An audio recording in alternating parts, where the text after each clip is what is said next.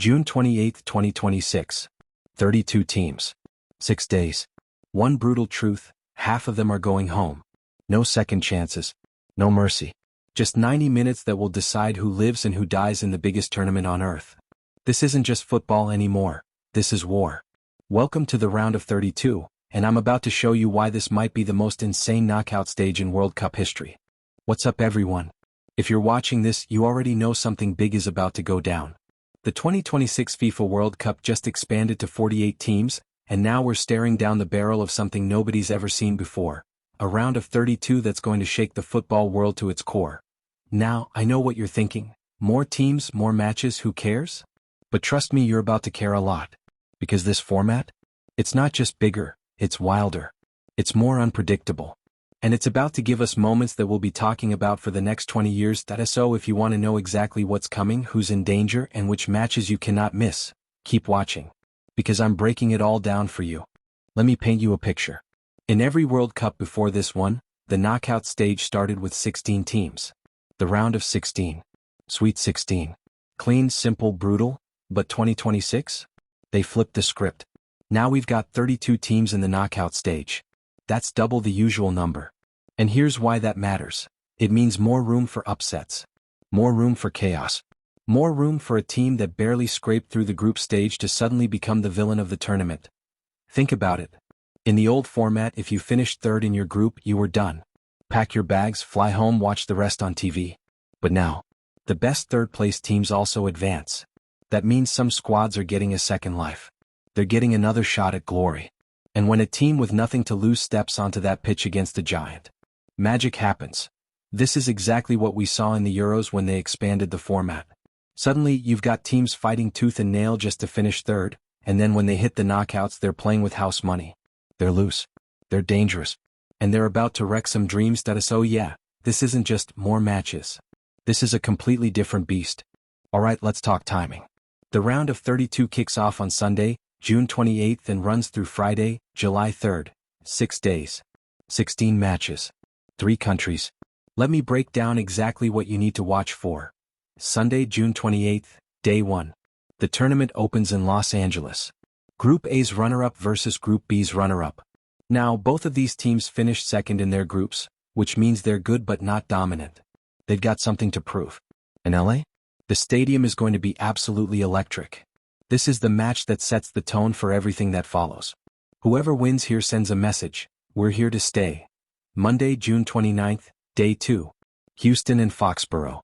2 massive football markets. In Houston, Group C winners take on Group F runners-up. In Foxborough, Group E winners face a third-place team. Now, pay attention to that second match. A group winner versus a team that barely squeaked through? That's upset central right there. The group winner is supposed to cruise, but that third-place team? They've got nothing to lose. They're going to come out swinging. Tuesday, June 30th, Day 3. This is where it gets crazy. 3 matches in one day. First up, Group F winners in Guadalupe, Mexico. Mexican fans are unreal, and that stadium is going to be deafening. Then Group E runners-up face Group I runners-up in Arlington. Finally, Group I winners take on a third-place team in New Jersey. 3 matches, 3 different vibes, 3 different pressures. This is the day where the tournament really starts to take shape. Wednesday, July 1st, Day 4. Mexico City, Atlanta, Seattle. 3 iconic venues. In Mexico City, Group A winners play at altitude. That's a massive advantage if you're used to it, and a nightmare if you're not. In Atlanta, Group L winners face off. In Seattle, Group G winners battle it out. But here's the thing, by this point we'll know who the real contenders are. The pretenders will have been weeded out. These matches are about momentum. Thursday, July 2nd, Day 5. Santa Clara and Los Angeles again. Group D winners in Silicon Valley, and Group H winners take on Group J runners-up back in LA. By now the stakes are sky high. Every single match could be someone's last. The pressure is unbearable. And that's when you see who's got the mental fortitude to keep going. Friday, July 3rd, Day 6. The finale. Toronto and Vancouver. Canada gets its moment in the spotlight. Group K runners-up versus Group L runners-up in Toronto, and Group B winners face a third-place team in Vancouver. These are the final pieces of the puzzle. These are the matches that complete the round of 16 bracket. And trust me, by this point we're going to have some shocking results. Now, let's talk about what's going to make this round of 32 absolutely legendary. Because it's not just about the matches, it's about the stories. Story 1, the giant killers. Every World Cup has them. The nobodies who suddenly become somebodies. The teams that nobody picked to get out of their group, let alone win a knockout match. But they do. And they keep doing it. And suddenly they're the darlings of the tournament. Who's going to be that team in 2026? My money is on one of those third-place qualifiers. They've got nothing to lose, they're playing loose, and they're about to shock the world. Story 2, the home field advantage. This is unprecedented. 3 host nations. When a team plays in their home country, something changes. The crowd is different. The energy is different. The players feed off that support in ways that can't be measured. We're going to see Mexican teams playing in front of passionate Mexican crowds. American teams with the whole country behind them. Canadian teams with the pride of a nation on their shoulders. But here's the catch, home field advantage is a double-edged sword. When you're expected to win at home, the pressure is crushing. If you lose, you're not just eliminated, you've let down your entire country. Some teams will rise to that challenge. Others will crumble under the weight of expectation. Story 3, the travel nightmare. Let's not forget, this tournament spans 3 countries and thousands of miles. Some teams are going to be playing in multiple locations with short turnarounds. That's not just physical fatigue, that's mental fatigue. Jet lag, different climates, different stadiums, different crowds.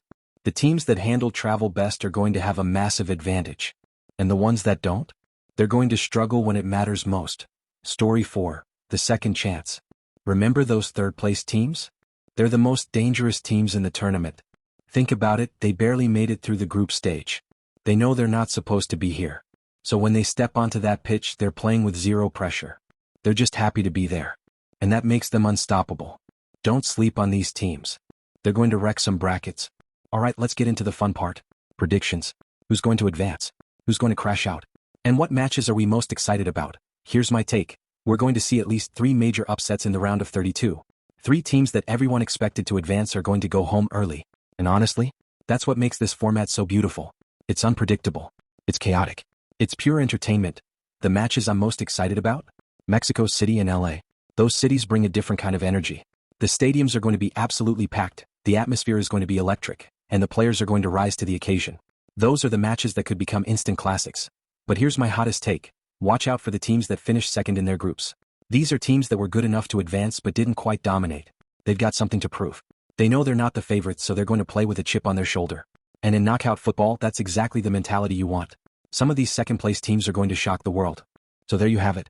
Everything you need to know about the FIFA World Cup 2026 round of 32. This is where the tournament really begins. This is where legends are made and where dreams come crashing down. Over the next 6 days, we're going to witness some of the most intense football of our lives. But I need your help. Drop a comment below and tell me, who's your pick to win the World Cup? And more importantly, who do you think is going to pull off the biggest upset in the round of 32? I read every single comment, and I'll be replying to as many as I can. If you enjoyed this breakdown, smash that like button. It really helps the channel grow and lets YouTube know that you want more content like this. And if you haven't already, subscribe and turn on those notifications so you don't miss a single video.